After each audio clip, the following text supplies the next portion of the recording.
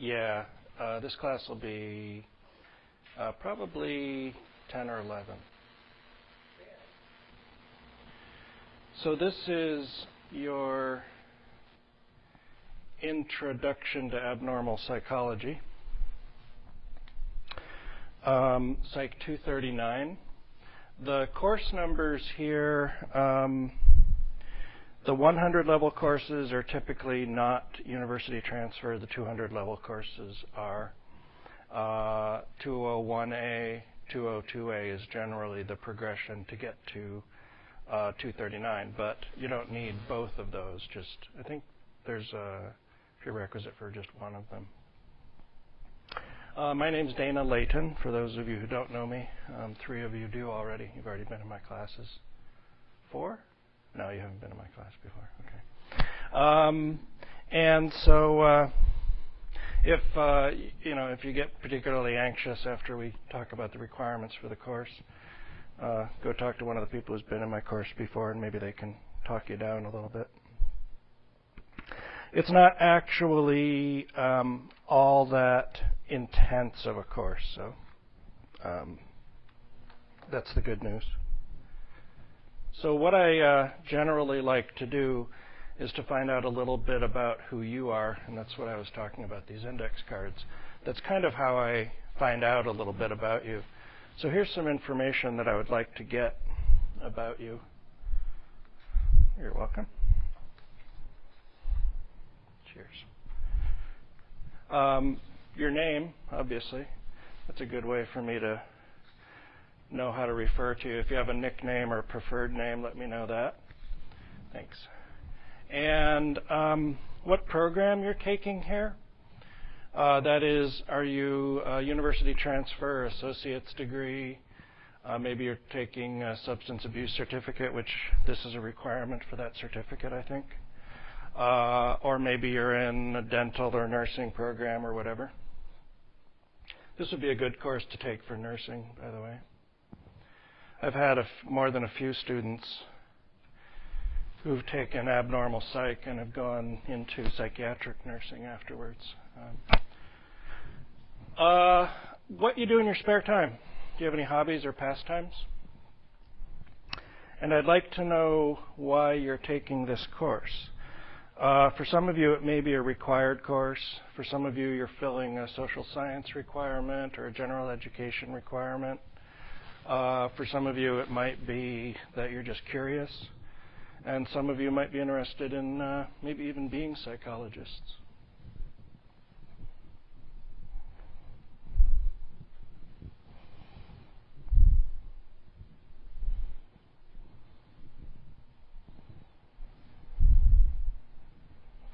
While you're doing that, I'll tell you a little bit about who I am. As I said, I'm Dana Layton. I've been teaching here at PCC. This is my second year. I came here last year from a community college in South Carolina, small rural college, and I had been teaching there for 2 years. And before that, in 2004, I received my master's degree at the University of British Columbia. When I was there, I was studying social psychology, which has mostly to do with the interaction, the individual's response to interactions with self, others, and groups. So it's a little different than abnormal. But it has some crossovers. Some of what we'll be talking about in here have to do with social interactions and how social interactions affect mental illness. And before that, in 2001, I received my bachelor's degree in psychology at a very small college in a place that the New York Times called one of the most remote places in the country, a little town called Walla Walla, Washington, about 4 hours east of here. And it's basically 4 or 5 hours from civilization in pretty much any direction. Seattle's 4.5 hours, Boise's like 5, Portland's like 4. Spokane is 3 hours, but as I'm fond of saying, whether Spokane is civilization or not is questionable. Are you from Spokane? No. Oh, okay, good. Oh, you have? Okay. Yeah, it's a really wonderful college, Whitman College. It's full of really bright students. So one of the nice things is in class you're challenged not only by the instructor, but your fellow students are on the ball enough to, to propose really interesting, complex ideas. And it's a very supportive and nurturing environment, and the faculty are very attentive. It's a small college with a very small student-to-faculty ratio. So it wouldn't be uncommon, for example, to have a class size like this there, which is uncommon at a college like this. So there's 7 of us in the room right now, 7 students in the room right now. We'll see if we get another couple who wander in the next few minutes.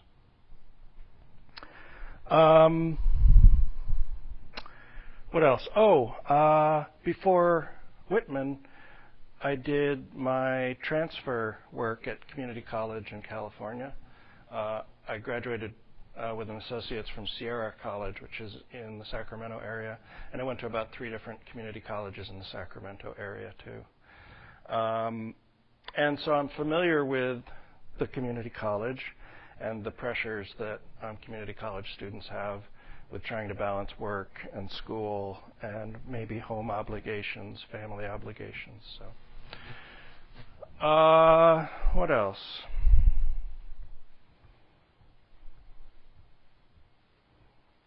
So those of you who are good at math maybe are figuring out, let's see, bachelor's degree in 2001, that would have been 6 years ago, and he certainly doesn't look like, let's say, 22 plus 6, 28 years old, and that's true. I actually started at the community college when I was 30.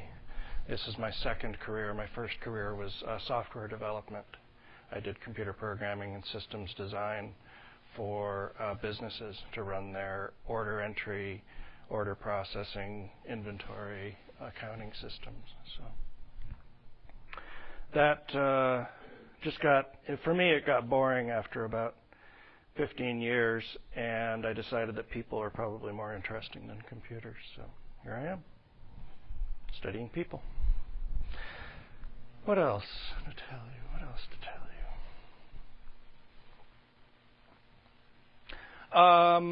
Well, I'll tell you that I have personal experience with mental illness. I have family members who have suffered from mental illness, and one who actually committed suicide last March as a result of his mental illness. So it suddenly took on more than sort of an academic interest to me at that point. It suddenly became very personal. And I didn't really understand just the idea that that mental illness is a chronic disease. It's almost like cancer or any other sort of chronic disease that has an often fatal consequence. So it's serious stuff we're studying, but hopefully we'll make it somewhat fun. Some of the abnormal behaviors that we're going to study are actually fairly amusing. And so I don't want us to sort of take it too seriously in the aspect that we lose sight of that it is actually interesting and sometimes funny, although people do suffer as a result of mental illness too. So we'll kind of look at both sides. One of the focuses of this course will be getting a good perspective of the personal dimension of these disorders. we'll be studying the symptoms, we'll be studying the etiology, where these disorders come from. We'll be studying the treatments. We'll be trying to get an academic understanding of how these things work. But also I've structured the course so that you get a fair amount of personal, that people sort of testify personally to what it's like to have these disorders and what it's like to be in a body that has these disorders. That's a bit of a dualistic way to put it, but it oftentimes feels that way to people who have mental illness, that they're at odds with their mind. They have their rational mind and then the illness, right?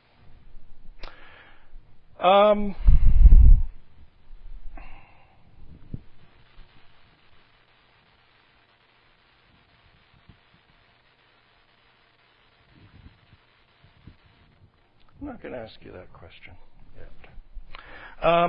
Okay, so let's talk about the course and how it's going to run. So I'll give you the syllabus.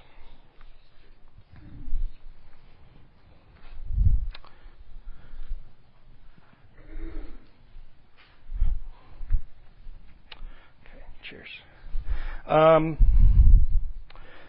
So here's how I structure the syllabus. The first part has, yep. Oh, whoops. No, you can't. The first part has basically what's in the catalog about this course, the recommended and prerequisites. Then I have the required textbooks. There's two, the Sue and Sue book and then the Jameson book. There's an optional study guide for the Sue and Sue book. Then I have how to contact me. You can physically find me in the social science building. It's the, let's see, 2 buildings over from this one, if you go straight down that way. And it's 215, so it's on the 2nd floor. It's the social science division office. Talk to the receptionist and she'll tell you how to get there. I have my office hours listed there. I placed some office hours after this class at 1:30. I'll probably want to get some lunch between 1 and 1:30, but if you want to meet with me after class, I'm happy to do that. My email address, web page information, and chat client information. If you use like the instant messaging programs and you see me online, feel free to get in touch with me there. I say the best time to get in touch with me is during office hours, but I'm open to making an appointment with you at some time outside of that. And I actually give you a link to look at my calendar and see when I have time available. Second page has an overview of the course. I'll let you read that at your leisure. I do give you a warning that this course has a fairly heavy reading load. So I recommend that you'll set aside somewhere between probably 8 and 12 hours a week for the reading for this course. Depending on how fast you read and depending on your particular learning style, that may be more or less than that. So, some course goals: learning how psychologists study abnormal behavior. Talking about the diagnostic criteria we use for determining if someone has a disorder, reviewing the research on etiology, causes, but also to, I say, more completely appreciate the complexity of experiences had by people with psychological disorders. And so we'll be doing that through an autobiography, memoir of living with a disorder, the Jameson memoir. And also, I've got a bunch of video clips that'll help you get an appreciation of that. We'll be learning a little bit about local resources. And I say last but not least, to have some fun while we do this. How we're going to accomplish those goals is on page 3. The readings, that's straightforward. The project. Okay. This class, I have integrated with this class what's called a service learning curriculum component. What is service learning? Service learning is an opportunity for you to engage with the subject matter in the course in such a way that it actually reaches out beyond the classroom into the community. And so we'll be running a service learning project which will basically involve an awareness and education event about a psychological disorder. We'll sort of talk about what we want to do a little bit later in more detail. The one that I have picked out that I would recommend for you, but we can choose something different as a class, is eating disorders. And what I would recommend, the easiest way to do this project is to run a information awareness and screening program here on campus to actually work with your fellow students about educating them about eating disorders, giving them an opportunity to take a self-assessment and see whether they're at risk for an eating disorder and stuff like that. There's a couple of other ways we can do this. One other idea that I have is that we can do it in the context of going out more into the community. So, for example, going out to a high school and doing it at the high school level, because eating disorders start quite early, especially for women, but also for men. It's a problem. And so we did this in my section in the fall. We ran a National Depression Screening Day event here where we educated people about depression. We gave them an opportunity to take a self-assessment for various mood disorders and anxiety disorders. And one of the things that came out of that was, out of the 50 or so people that the counselors saw as part of the screening, about a third had attempted suicide once in their life. Usually, most of them said when they were about 16. So high school is a real fragile time for people with disorders. So it may be a worthwhile thing to think about, but we'll talk more about that project later.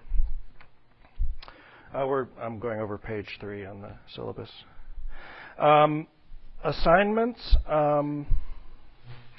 As part of the service learning project, you'll be writing a self-reflective kind of journal.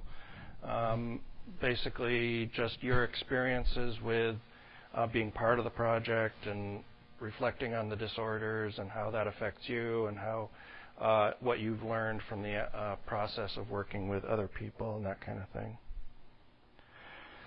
We have very long classes, 4-hour classes. These are exhausting for me, and I can imagine they're also exhausting for you. So I take relatively frequent breaks in this class. I try to break at least once an hour for about 10 minutes. Sometimes I have to go a little longer. Sometimes I can go a little shorter. And I think I will take a little bit longer break at around 11 or a little bit after to give you a chance to get a bite to eat, because I imagine if you've had breakfast this morning, it was quite early, so like I did at 7 o'clock. So. But as I say, also, I break it up with the use of multimedia and stuff like that, so it's not just me yakking at you. We're going to have, hopefully, quite active discussions about what we're learning here.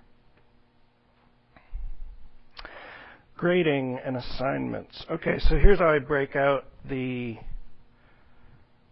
final grade in this course in terms of the different components. Exams are 60%, writing is 15%.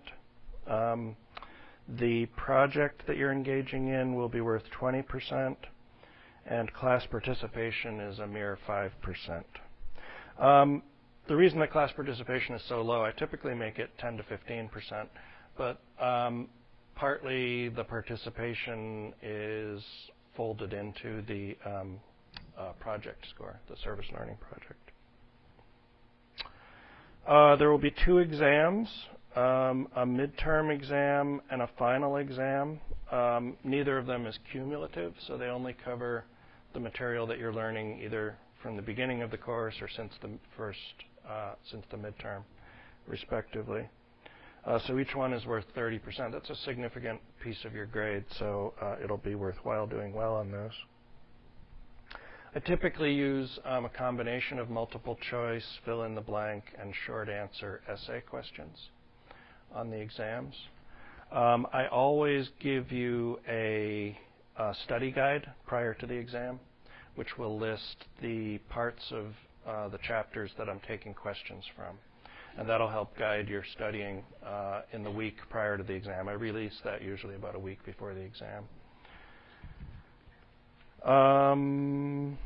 Absences from the exam.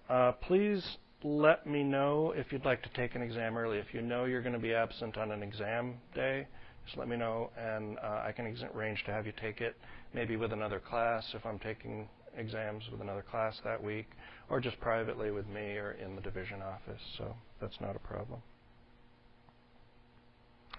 If for some reason you can't let me know that you were absent and you have an emergency and you can't be there, you can make up the exams, but I'll ask you to do that before the next scheduled class period.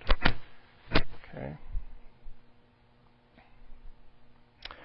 Writing. There will be one short response paper. It'll be probably 2 to 4 pages generally.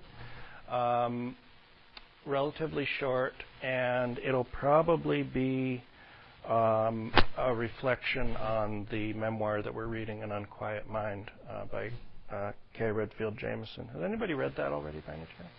Okay, so you're a step ahead of the game. Okay, well, I'm sure you'll enjoy rereading it. I've reread it a couple times, and I always find something new in it when I reread it. So, how'd you find it when you read it? Did you find it engaging at all? Good. Okay. My students last term responded real well to it. It occurred to me that if we're going to do an eating disorders project, that I should have picked a memoir of someone with eating disorders, but it's too late now.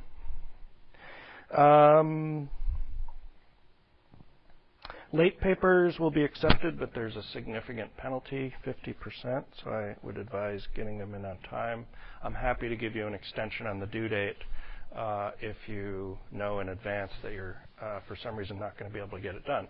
You might have 3 or 4 papers scheduled that week. Just let me know ahead of time, and I'll help you out with an extension. Plagiarism. Do not go to the internet to find a paper about K. Redfield Jamison's An Unquiet Mind. First of all, the assignment that I'm going to give you for the paper is probably one that is not easily obtainable on the internet, but if you feel tempted to do that, be advised that I have had students fail this course as a result of plagiarism, so don't do it. Don't cheat on exams. Don't, straight and narrow. I don't have too much tolerance for that. So then I talk a little bit more in depth about the service learning project on page 4, page 5. I talk about how I score that project. Basically, your journal accounts for 1/3 of the score on the project, so just completing and submitting the journal alone. I don't actually grade the journal. I can't grade your, subjective experience, right? So it really just is the process of completing it. So that's an easy 1/3 of the credit. The other 2/3 will be based on your evaluation of your performance and your evaluation of each other's performance. And I have a survey form that I give you about how you did on each part of the project and how everybody else did, and then I take all that data and come up with a grade. Class participation. This is a small class, so your presence and your attendance here is going to be crucial because your voice is going to be a big part of the experience of being in this class. I can't stand up here and talk at you for 4 hours, so you're going to be part of learning, but you're also going to be part of teaching each other. So please contribute to the learning community we have here. I don't keep track of like how many questions you ask or how many you answer and come up with some formula to figure out participation. It's really a subjective evaluation of your experience here. I say about attendance, please come every day that you can. If you have to miss a class, get notes from a classmate or catch up using, I record the lectures and I make them available as a download podcast. So if you have to be absent, at least you can catch up with the lecture and the discussion that we have here. Being late, if you have to be late, please do so quietly. Try to be as be like a little tiny mouse. If you have to leave class early, please let me know before class starts. And here's why. Just like everybody else, I'm subject to my own neuroses and insecurities. And if I'm in the middle of talking about something and someone packs up their stuff and gets up and walks out, then that starts my little neurotic brain going, gee, I wonder what I said wrong. How could I be such an insensitive teacher? Why did I take on this job? Why do I think I should be doing this job? You know, teachers should be understanding and always be available for their students and never insult them. And what a loser I am, right? And then my lecture deteriorates, and then I go home and sulk for a couple of days. I exaggerate, obviously, but I do go through a little bit of that process. So please let me know if you do have to leave early, and I won't do that so much. Cell phones and technology, basically turn off your cell phones in class. I understand that some of you may need to have the ability to receive a call during class, and if that's the case, just let me know, and that's fine. If you want to use laptops, that's fine, but you limit it to classwork rather than something other than classwork. Questions?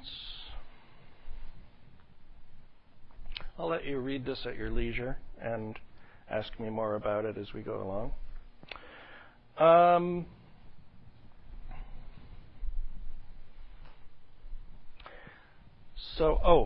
Let me give you one of these. Could you do me a favor on here? Put your name, what program you're taking, like if you're university transfer or substance abuse counseling or whatever, what you do in your spare time, like your hobbies or pastimes, and why you're taking this course. Yeah, thanks. Okay, so next up is the calendar for this course.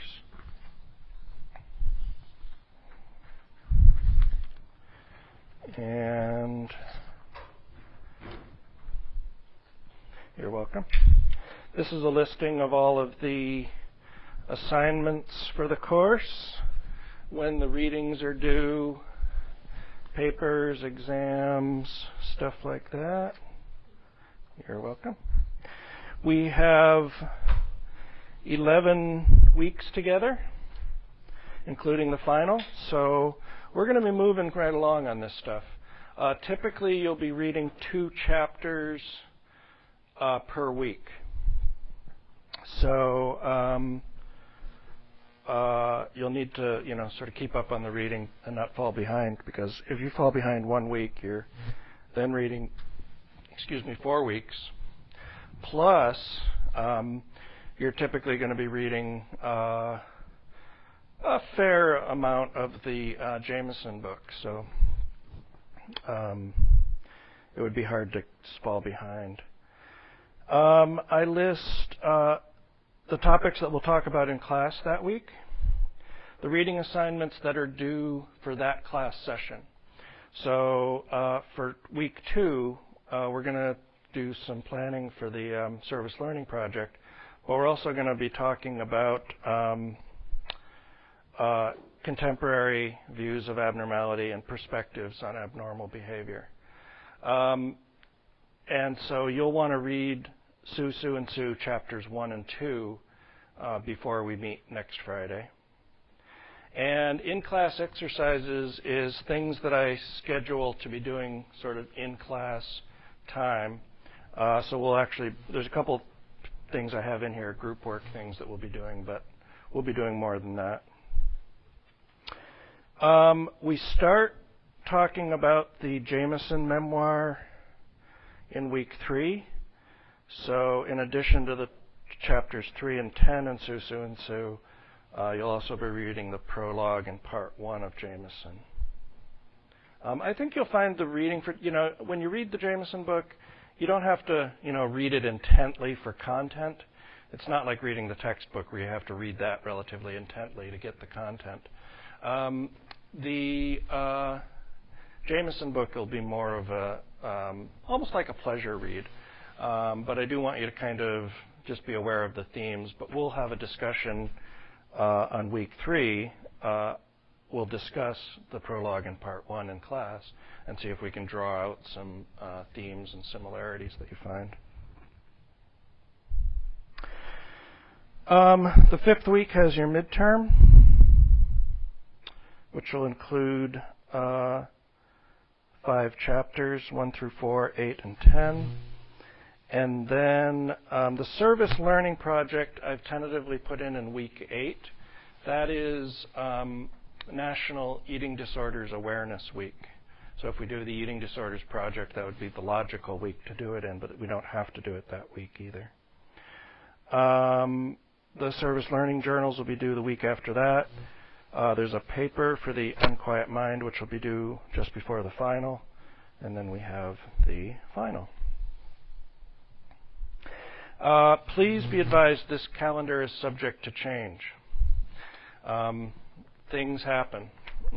I could say something else, but I'm on the podcast, so I won't say the swear word. Things happen, and I may need to adjust the calendar. If so, I'll notify you in class and by email that I've had to change the calendar. The smallest number of revisions I've ever had for one of my course calendars, I think, is 2. And the largest is 7. So they seem to be getting fewer as I teach more and more. Each term I teach, I seem to be getting a little better at figuring out the scheduling. So won't change too much. Yes, I have an answer. Mm-hmm.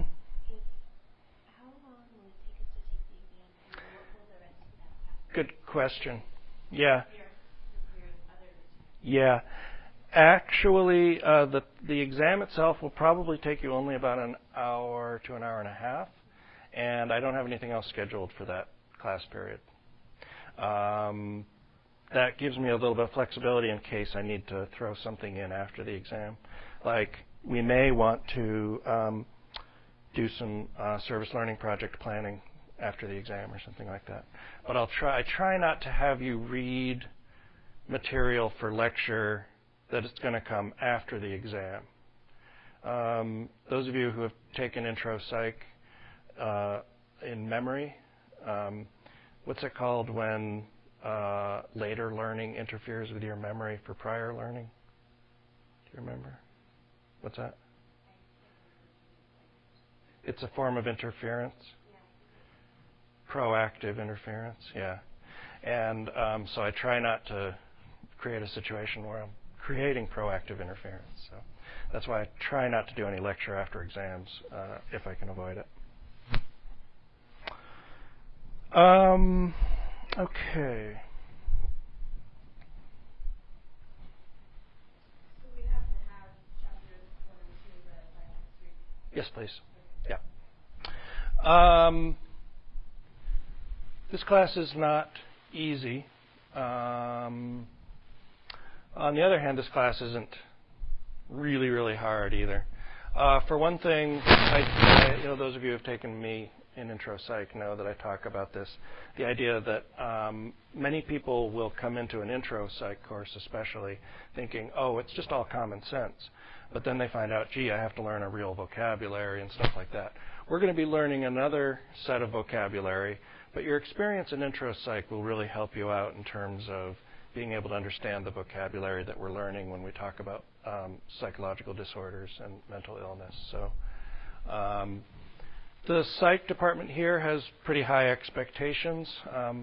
You're not just, we just don't want you to memorize material, but to actually do some critical thinking too. I have relatively high personal expectations of you and of myself, but as I said, I've been in your shoes before, and so I know that sometimes life gets in the way of learning, so I'm really quite flexible and understanding. And in that regard, you are lucky in some ways to be taking this course at a community college where you have a lot more access to the faculty than you would at a large university. So take advantage of that. I'm available to help you in this course. That's really my main job here. And so office hours, make appointments with me. You may want to form a study group before the exam, stuff like that. Let me talk about the textbook. The required textbook for this course is Sue, Sue, and Sue, Essentials of Understanding Abnormal Behavior.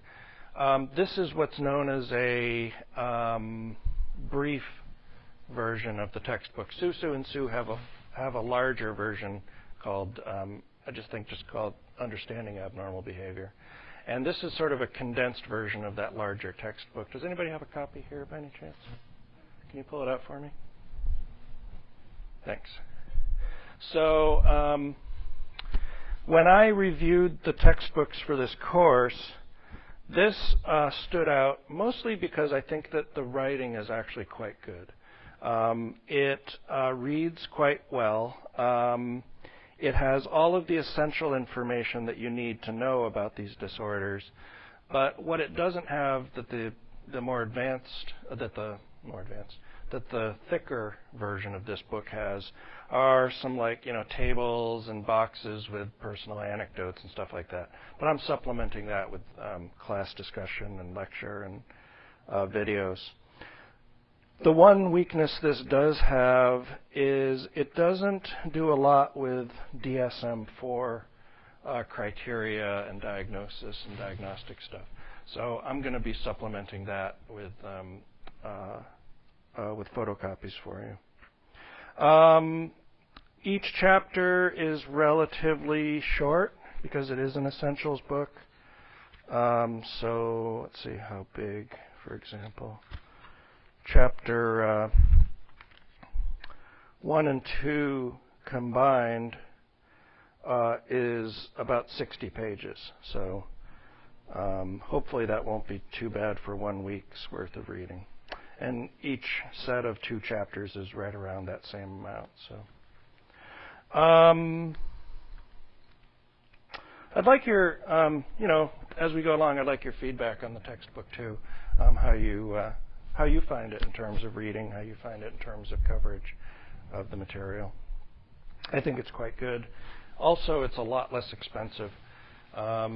Typically, the book that I would use instead of this is a book by Altman's, and that book I think would cost you about $130. I think this one is $80 or $90 at the bookstore. So I think it's a lot more affordable. So that's why another reason that I chose it. You can get a study guide, which gives you practice tests, fill in the blank kinds of testing questions. I advise it. The reason that I do that is what we know from research on learning and memory is that the best memory performance gains come not from continually studying and restudying material, but rather studying and testing yourself. That process of finding out what you don't know through your self-testing actually results in learning gains that don't come from just continually studying. So I will recommend that you think about picking that up.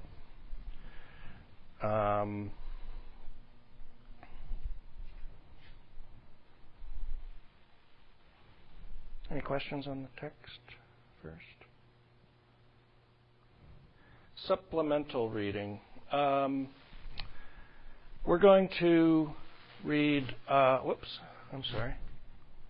Jameson's An Unquiet Mind. I don't know why that picture went away. Oh yeah, I do. I made a change to the slide that I forgot. So An Unquiet Mind is a small trade paperback book. You should be able to find both of these books at the bookstore used, or you can get it new if you want to through the bookstore or through another source. And as I said, that's going to be a memoir of Kay Redfield Jamison. She is a psychiatrist and psychologist, and she developed bipolar disorder while she was,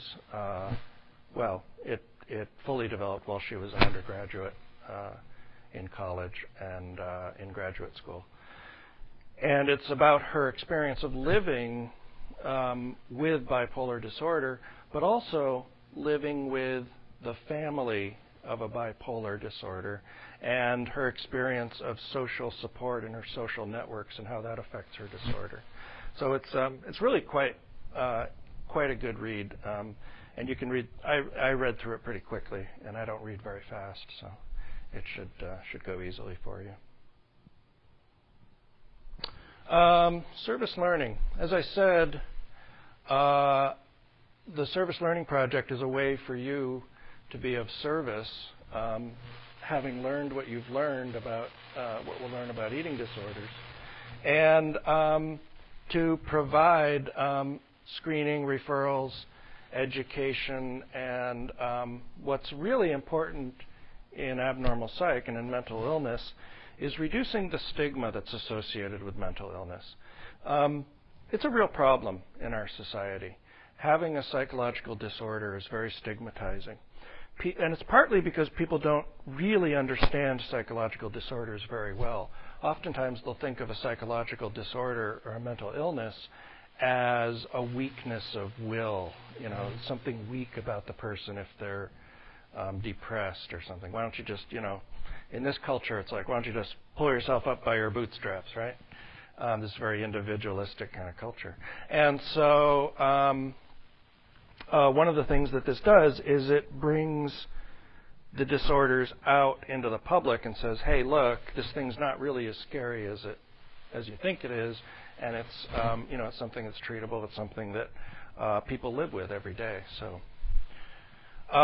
it also, if we do the screening, will also be part of a national data collection effort looking at prevalence of eating disorders on college campuses nationwide. So not only are you serving the community here, you're serving also the greater knowledge base. And my students generally find that it's fun. You've got a lot of latitude with how you do it. You can make it as fun as you want, or you can make it as very serious and academic as you want. So, and as I said, you've got two ways. I'll use two ways of assessing your success and performance: the journals and then these peer evaluations.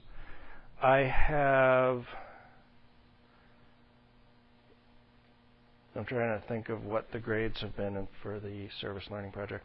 I've never had someone get less than, I think, a B grade on the Service Learning Project.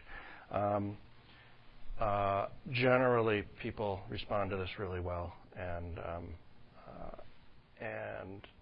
as a result, I can give them a good evaluation for it. Any questions on that service learning stuff? Yeah.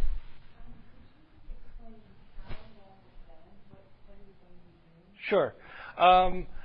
Well, we haven't, I haven't quite settled on exactly what we're going to do, but basically, you will be planning, organizing, and running an event to raise awareness of these disorders.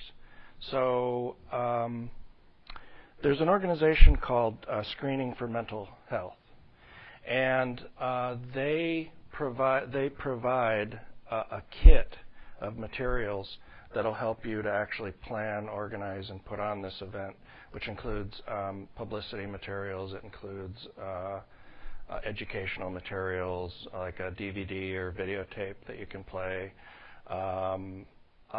information about how to run these events, and basically it's your project, and you can really do it any way you want and approach it any way you want. What do you want to know specifically? Yes. A little bit of both. I will recommend that you do it in the campus center because that's where there's more traffic of people.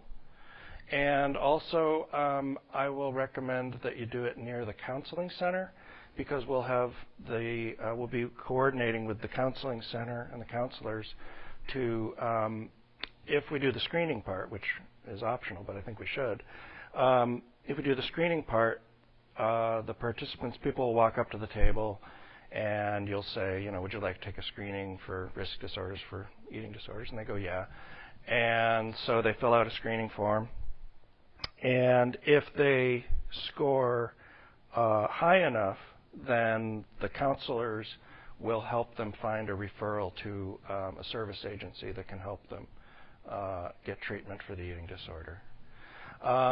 What we also have done in the past, and what I recommend, is the best thing for you to do would be to go out to local merchants or maybe businesses that you know of and solicit prize donations and have a prize drawing.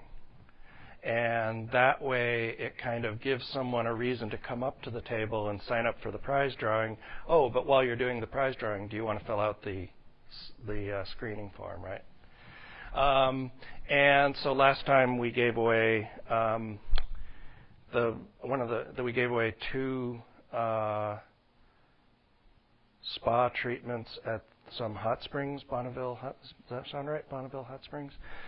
We gave away 2 free massages. One of my students is a massage therapist, and he brought his massage chair and gave chair massages while people were hanging out. And so you can make it this real kind of, that's a really good thing to do. Make it a festive event. Don't make it like, oh God, do you have an eating disorder? That must be terrible. Draw people in using the excitement of the event, right? So, and you have a lot of latitude in how you do it. It's your project, it's not mine. So the success of the project depends on you and your energy and your creativity, really. So. Yep. Everybody will be participating. If this were a bigger class, I could break it up into 2 or 3 groups, and we could have 2 or 3 projects. But in a class size like this, we ran it last time with 7 or 8 people, so it shouldn't be a problem in this class. It's not really that much work, and it's more fun than it is work, really. I will be your liaison, partly, for working with the administration and getting the resources you need. Just let me know what you need. And I've got some ideas and suggestions.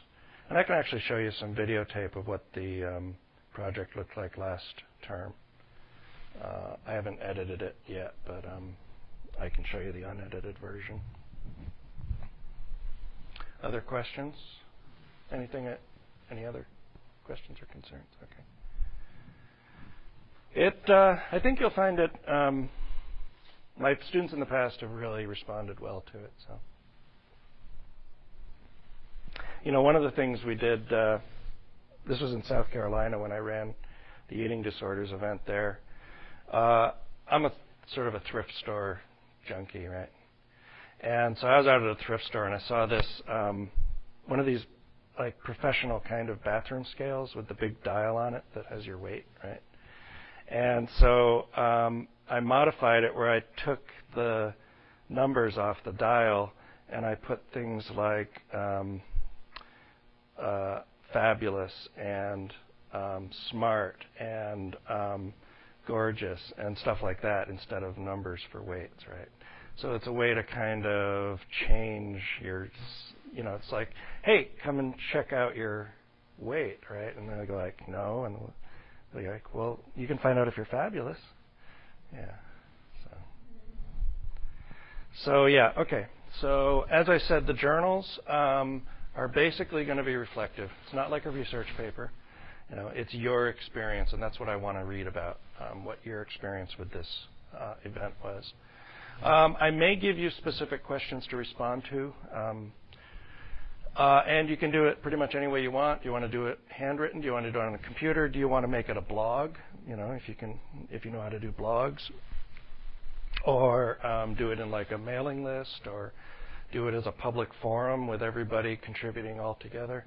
We can talk about different ways we want to handle that. So, but it's important that your writing be confidential and anonymous. So these get a little bit dicey when you start talking about confidentiality and anonymity. So here's some things that you will need for this class. You'll need 2 Scantrons for the midterm and the final. And the ones you need are like a half-page format. And it's 882E is the form number. And it has 50 questions on each side. There's another one that's like a half-page format, but it has 25 questions on each side, and that's the incorrect one. But even if you get to the midterm or the final and you don't have the right Scantron, there's plenty of time to run over to the bookstore and get one anyway. So, and then you need number 2 pencils for the Scantrons. And you might have a journal lying around that you can use, or maybe you want to pick one up. So that's really all you're going to need for the class, besides your brains and your creativity. Any questions so far?